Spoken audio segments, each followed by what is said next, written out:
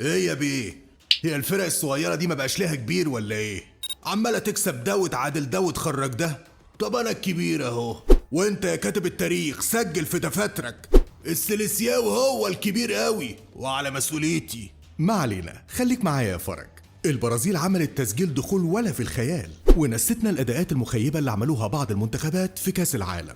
مهارات وحلول وافكار وحاجة حكاية اثبت فيها تيتي ان فريقه مرشح حقيقي للقب، حتى لو ما استدعاش فيرمينيو، من غير تهويل بقى ولا دعاية ولا اي حاجة. الله يرحمك يا صربيا. لحظة، طبعا انت مستني اقول لك مين النجوم اللي معاهم وليه هم مرشحين للقب.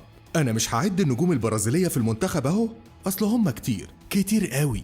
بس هقولك ان نيمار واصحابه في الفريق مش محتاجين تكتيكات ولا تعليمات ولا اي حاجة. انت بس حط تشكيلة يا تيتي وهم هيتصرفوا. مراوغة من هنا وتسديدة من هناك وباك ورد خيالي. مش محتاجين نعرف ريتشارلسون جابه منين، هيعملوا الفارق وهيكسبوك ماتشات وماتشات. ما انا قلت لك يا عم احمد، دول ناس ديانتها الكورة وما يتنفسوش من غيرها. منتخب السيليساوي يا باشا مش عايزين يروحوا بيوتهم المرة دي غير بعد 18 ديسمبر. قولي ليه؟ علشان يكون معاهم الكاس يا باشا. ما هو ايه الفايدة لو روحوا في الميعاد ده وما معاهمش الكاس؟ فينيسيوس جونيور بطل العالم؟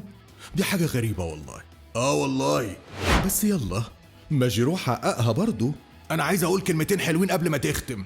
انت يا مشجع البرازيل ارفع راسك وكسر الدنيا بفريقك اللي هيكسر الدنيا. ما هو من حقك، من حقك يا معلم. 5 بطولات كاس عالم وممكن تبقى الستة. دي حاجة ما يعملوهاش غير البرازيليين يعني. اصل انا قريت مرة ان البرازيلي لما بيتولد ما بيبكيش زيه زي بقية البشر يعني. لا، ده بيقولك هاتولي كورة، انا عايز احقق المونديال.